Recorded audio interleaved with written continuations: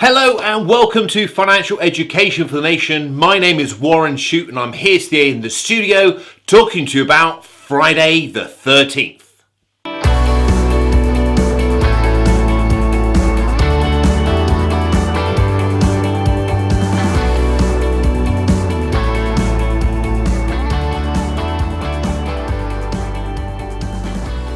This episode of The Money Planner is brought to you by Idealo, the price comparison site, helping you shop smarter. Okay, so Friday the 13th. What's it all about? The economy, politics, what's going on? So if politics wasn't so important, it would be a joke. We've got the Trump impeachment hearing in the US. We've got the trade tariffs between the US and China affecting the economy. We've got Brexit, and obviously now thrown into the mix, we've got the election here in the UK. Now, the election's on November the 12th, but for most of us, we'll get the result, the final result, on Friday the 13th. Maybe it's going to be a scary day for some. What I want to touch on is, does it matter on your investment portfolio who sits in the chair at number 10? How has that affected things over the past? And what can we learn from it? Typically, we would expect from a conservative government to reduce taxes and to stimulate business, so the business drives the economy. And then on the other side of the equation, far left, you would see a extreme sort of Labour government typically increase taxes, particularly those high earners, and you would increase spending and social spending as well. Well, traditionally, that's what we've seen. So how is that policy, government policy, impacted on the stock market? So in the blog article that will accompany the post here, you'll be able to see a chart of the FTSE All-Share Index. Now, the FTSE All-Share Index goes all the way back to 1962, which is a whopping 57 years of data. It's pretty impressive. And during that time, we've had lots of highs and lows. Two significant events occurred. One was the dot-com bubble in 2000. So the markets peaked typically around late 1999, very early 2000. And then went into a decline before they recovered again. And then we had the financial crisis in 2007, 2008, where we saw a significant decline in the markets before quantitative easing started, and then there was a recovery. But looking at those markets and looking at the periods of time we've started, I forget what the earliest ones is, but the main ones you can see on the chart is a conservative period, a large Labour period, and that was obviously the Blair-Brown period. You've got the coalition, which ran for 5 years, which when I was doing this research did surprise me. It didn't seem at the time it was that long. They're in green, and then you've got the current period of the Conservative government as well at the end. And then I looked at the monthly data, the monthly returns from the All Share, and then attributed it to each of the political parties and when they were in power. And what I found is that the FTSE All Share has averaged about 1% per month over that period. So 1.03% return a month. Now, obviously, there were periods where it was much higher than that. There were periods where it was lower than that. But the average return of the FTSE All Share is 1% per month.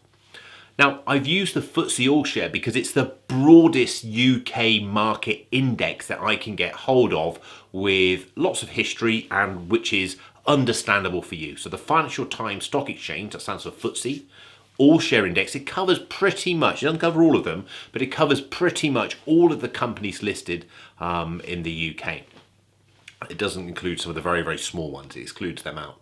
But it's a great bellwether indicator of the UK stock market, as opposed to the FTSE 100, which is just the 100 largest companies. It's a much broader index, so much more reasonable for us to consider. So the index as a whole has done just over 1%. Now I want to ask you a question before I reveal the answer. What do you think the conservative return, or should I say the return whilst the Conservatives are in power, of the FTSE All-Share was? Have a little think of that. So, if you've had a think and got it in your head, the return for the Conservatives, whilst they're in power, the FTSE All-Share, was 1.2. So it's about 1.19%. So it's about it's 34% more. Sorry, it's about 20% more than the basic index itself. I do my maths. The 34 comes up in a minute. I know what they're doing.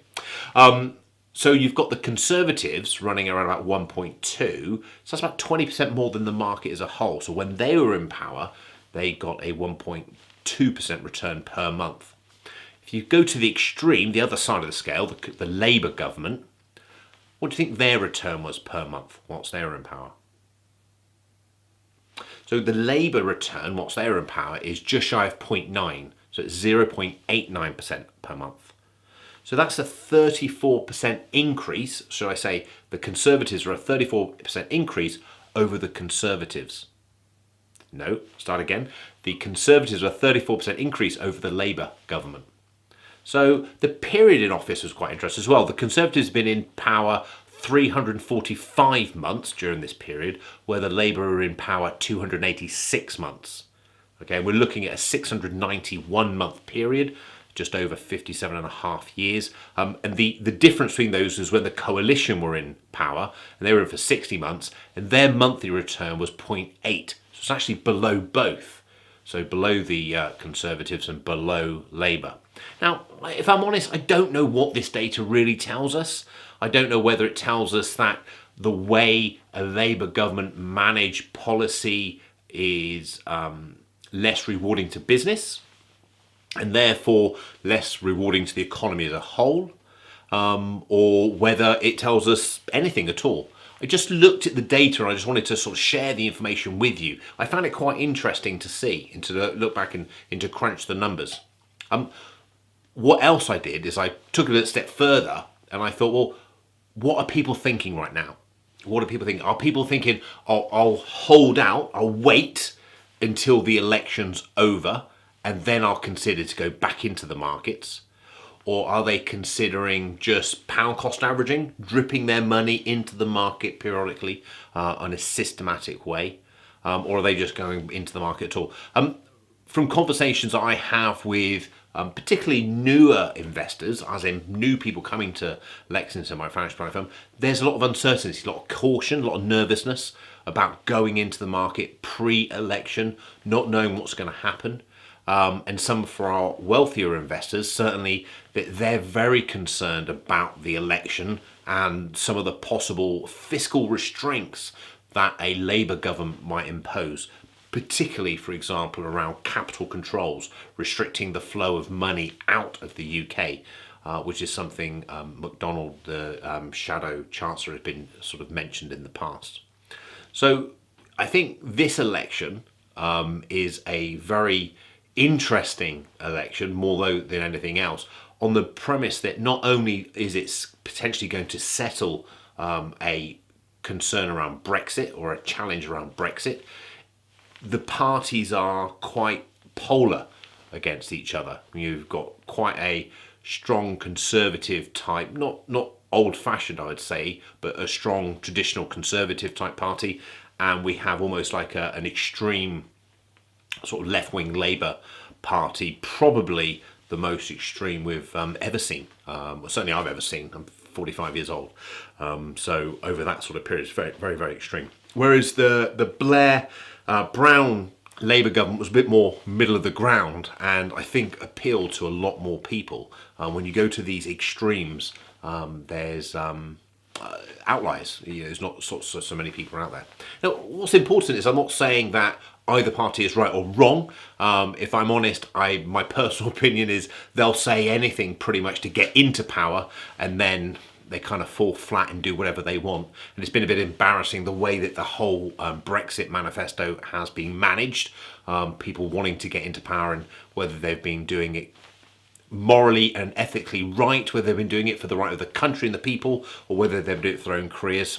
This isn't a political recording. This is pretty much saying, let's look at the investment and look what's happened. So just to recap, before I go too deep into that, the FTSE All-Share been running since 1962. It's the bellwether of the UK economy and how things are doing. It grades or lists most of the companies listed in the UK. Its average monthly return has been 1.03% a month. whilst the Conservatives were in power, that monthly return was higher at 1.19% a month. When the Labour government have been in power in the past, it was lower at 0.89% a month. And whilst coalitions were in power, it was even lower still at 0.8% per month. Okay, that's all I want to say on the monthly returns of the index. See how that goes. See what happens on Friday the 13th. But before you go off, I just want to mention something else about markets. So we've got the election. You might be thinking, oh, do I time it? Do I get in? Do I get out? What shall I do? So I wanted to sort of cover that off a little bit as well, sort of timing the market and whether we can do it and whether it's the right thing or not. Now, I actually did my master's dissertation on timing the market because all my professional career, I've been told you can't time the market. I've been told buy and hold. More latterly, certainly over the last 15 years, passive index investing as opposed to active investing. So for over half, 25 years I've been in the business, so over half of my professional career I've been passive.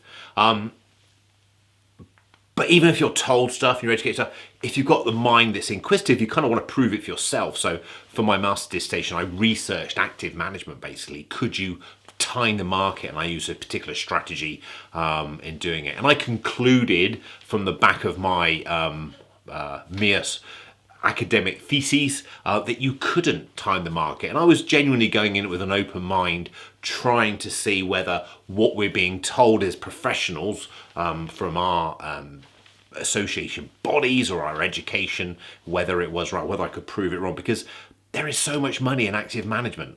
And I can't believe, I find it hard to believe, I shouldn't say I can't believe, I find it hard to believe that these people are doing this if it's not the right thing to do. But when you sort of come down to it, where there's money, there's a way, and sometimes I think some of these people do it because they are paid very well for doing it, as opposed to being a fiduciary, doing the right thing for their client. And I think that's really where I come with index or passive management. I genuinely believe in the heart of hearts that it's the right thing for the client to get a broad investment and buy and hold. But to kind of reiterate that, rather than just hear it from me, just like I heard it and I needed to dig deeper, I wanted to give you some kind of background behind that, or a bit more depth behind it. Now, Fidelity, most of you listening will know who Fidelity are. Fidelity are, I think, the second or maybe the third largest investment house in the world. I think Vanguard actually is the largest, but they're certainly in the top three. Let's not argue about their actual position. They're a pretty big outfit. And they did some research about market timing and what happens if you miss the best days in the market, etc. And they did it on the FTSE All-Share, which is great because they're an American outfit, and most of the academic research we read is based in the US. We've grown up with it. We're big enough and ugly enough to understand that actually what happens in the US pretty much will happen in most developed countries, at least globally. So we can understand, we can communicate or translate, should I say, the S&P 500 data into FTSE data. But this was nice because it was done on the FTSE All-Share, the same index that I was just speaking on in relation to the monthly returns about the coalition government and the Conservative and the Labour governments. And what they found is they did a period. Now, when I first saw this study many years ago, it was a 5-year data set, but thankfully now it's over a 15-year data set. So I'm just looking at the figures. So they did from the end of September 2004 to the end of September 2019. So that's a 15-year data set, which is great. It's great data. It's a lot of time. They found that the FTSE All-Share averaged around 7.7% per year.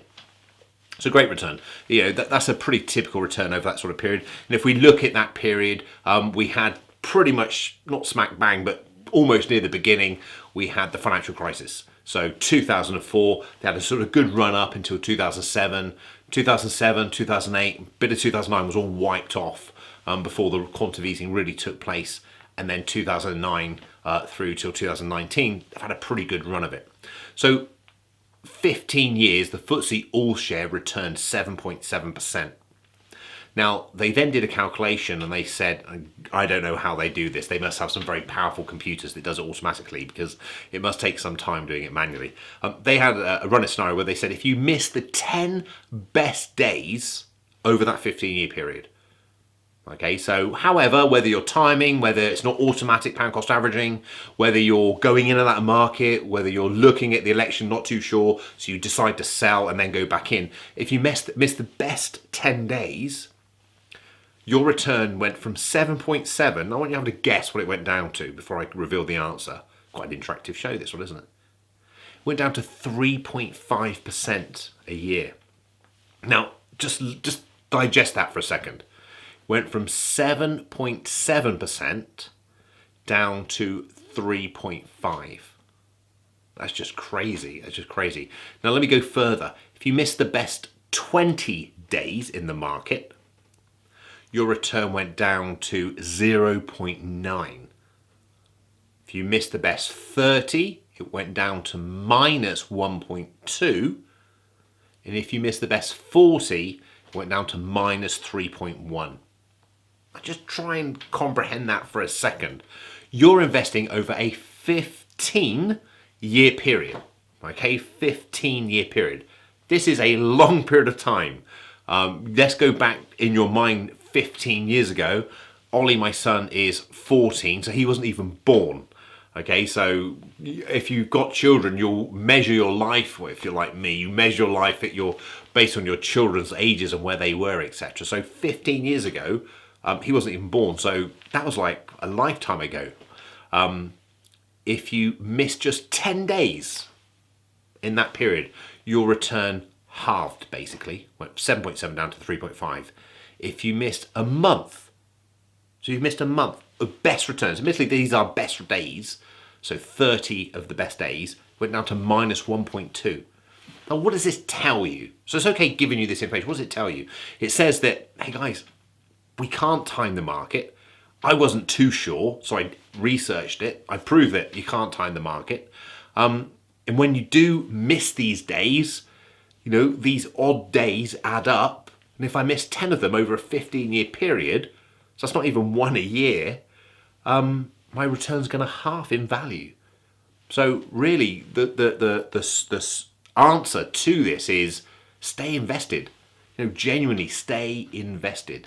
You know, have your time horizon. Remember we spoke about 5 years or less. It's not investment money, it's cash money. 5 to 7 years you can go into the market, but don't go fully exposed. You might want, say, 20 or 40% of your money in the market to get some kind of return on it. 7 years or more, then you can take stock market exposure. So principally for most people listen to this, it will be for your retirement. So retirement fund, so 7 years or more. And then you can take the amount of risk that you feel is commensurate to your tolerance and your capacity. And your tolerance for risk, remember, is your ability to sleep well at night. So, okay, I know it's gone down. I'm not happy, but I understand what's happening because that crazy guy on the recording kept speaking about it all the time. I'm going to sleep okay. Or your capacity was, okay, it's fallen 50%. I've got 15 years to retire. I know it's going to recover. My lifestyle's not going to be affected by this during that journey period. Whereas if you're 3 or 4 years to retirement, it fell 50%, that's going to affect your retirement income. So that's going to reduce your capacity for loss. So these different things here, once you get those understood and nailed, you can take your stock market exposure and you go into that with the knowledge that 100% stock market is going to fall about 50%.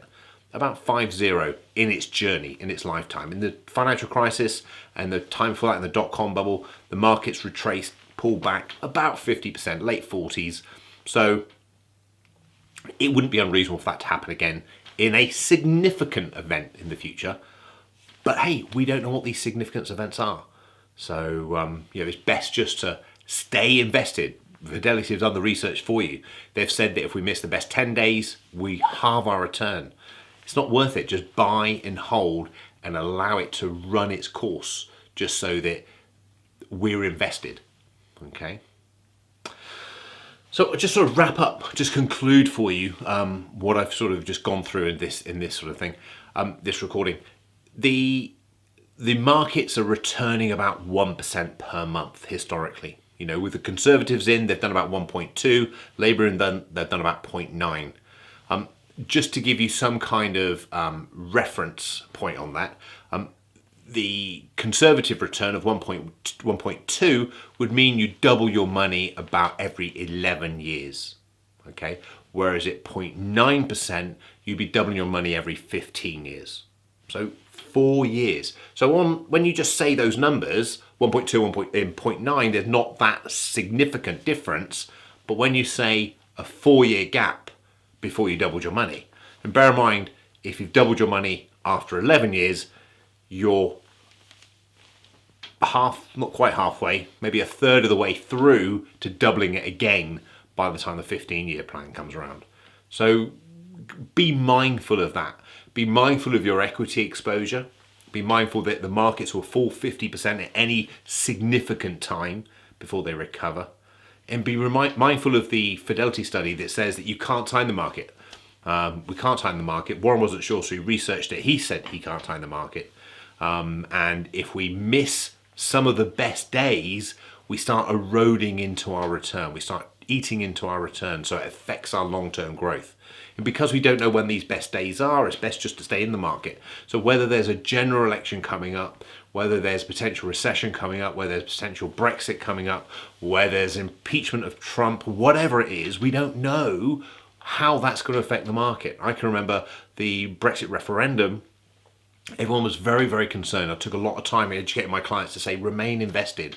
And then on the day of the announcement, the markets plummeted. Now, genuinely, as a person with integrity, my tummy plummets as well. But it recovered. And it recovered pretty much late that afternoon as soon as the US markets opened. And since then, it's pretty much grown every day since. So, yeah, we don't know. We don't know what's happened. But anyway, hey, hopefully this has been of interest. It's a bit topical. It might be a bit controversial. I'm not sitting on the side of any political party here. I'm not encouraging a Conservative. I'm not discouraging a Labour or a coalition. I would vote for the party that did what they promised as opposed to doing what they want to. But hey, that we all can live and wish. Maybe I should have wrote that in a future article. I don't know. I hope you're well. My name's been Warren Shute. Thank you so much for all those people who message in for some lovely comments on the recording. So if you're watching this on YouTube, please leave a little note, say thank you, how much you enjoy it. If you're listening to it on podcast somewhere, whatever facility you listen to it on, please leave me a review. I do appreciate it. And message me. Give me your questions. It makes life so much more engaging and enjoyable. I'm very happy to answer all the questions. I do answer all of them myself at the moment, which I'm able to do so. But anyway, this has been Financial Education for the Nation. My name is Warren Shute, and make sure you have a great weekend. Thank you.